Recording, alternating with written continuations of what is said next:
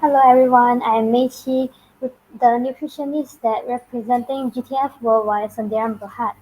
So our topic of the day is Know the Brain and Dementia. Uh,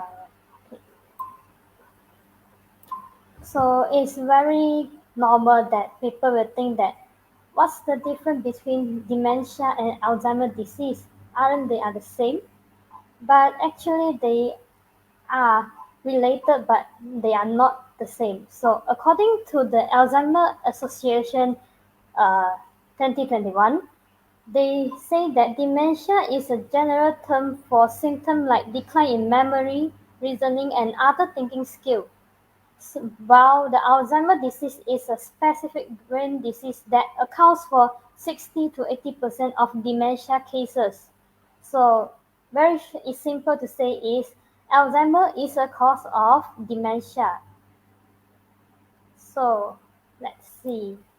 How common dementia is. According to World Health Organization, there is around 55 million of people having dementia worldwide, with over 60% living in low and middle income countries.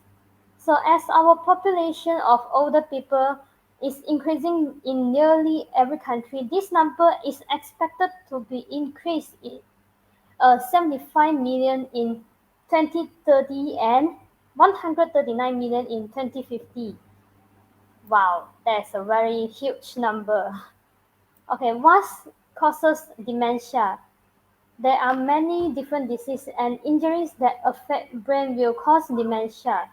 But the concept is the abnormal buildup of protein in brain that cause dementia. So we take an example like Alzheimer's disease, the most common brain disease that how it cause dementia. So firstly, there is an abnormal buildup of protein in brain, which are amyloid and tau proteins. So in this diagram here, you can see that the amyloids form the plaque in the brain and the tau proteins form the tangent in the neuron. And this will affect the functionality of the nerve cell and end up the nerve cell will die. So the death of nerve cell will cause the shrinkage of brain area, different brain area. So you can see that the normal brain is like this, and the Alzheimer's disease brain will look like this. So they are the symptom of dementia is divided into three stages: early state, middle state, and late state. So early state, you can see that they are just forgetfulness, loss of track of time, and loss in familiar places. But it becomes serious when you come to the middle stage that you become forgetful on recent events and people name, and you are confused while at home, and there is difficulty with communication, and you start to require help with personal care, and you have a major changes include wandering and repeating questioning. So this is the late stages of dementia. You will have symptom of unaware of time and places, difficulty recognizing relative and friends, increased need of assistance self-care, difficulty with walking, and lastly, your behavior changes may accelerate and include aggression. So here we can see that the impacts of dementia to the individual. First of all will be the inability to perform self-care tasks because of decreased executive function. And second, the personal safety challenge. The people with dementia, are they have this issue to perform the day-to-day the situation, including driving, cooking, walking, and living alone. And dementia also cause poor nutrition and pneumonia because the people with dementia they are start reducing or stop eating because they are unable to chew and swallow. And this will increase the risk of choking or aspirating food into lungs and cause pneumonia. And in the severe case, the late state of dementia will result in coma and death due to infection. So there is unfortunately that there is no treatment or cure for dementia currently. And here is the risk factor that increase the risk of getting dementia. The first is age, especially 65 years old and above. Second, the family history with dementia. And third one, the Down syndrome also have the increased risk of getting dementia.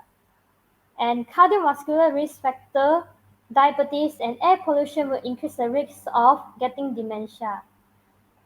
But we can prevent this by the healthy diet and exercise, reduce alcohol consumption, quit smoking, have a good quality sleep, manage your health problem like cardiovascular risk factor and also diabetes, and stay mentally alert like you can play some puzzle games to make your brain to exercise. And lastly, stay involved socially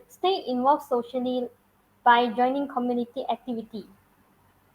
So here come to the nutrition on brain health. So according to study, blueberries and grapes, they have the synergetic effect to improve our memory and brain function significantly.